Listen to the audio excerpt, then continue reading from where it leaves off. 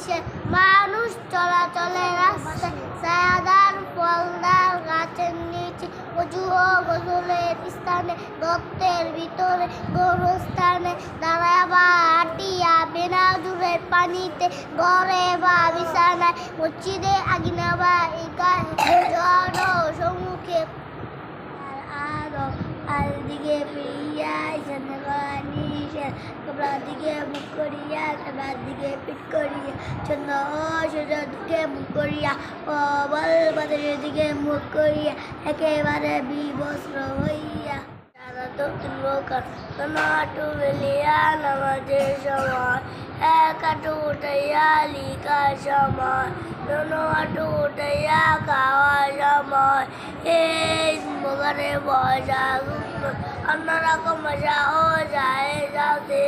কিন্তু শূন্যতা দেয় হয় না সব ভাষা। যারা সাথে করা নিষেধ, হাতি, কয়লা, কাগজ, কাঠ, গাছের কাঁচা পাতা, খাদ্য দ্রব্য,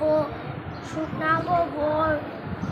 জমজমের পানি, ডান হাত দ্বারা ব্যবহৃত দিলা দ্বিতীয়বার ব্যবহার করা,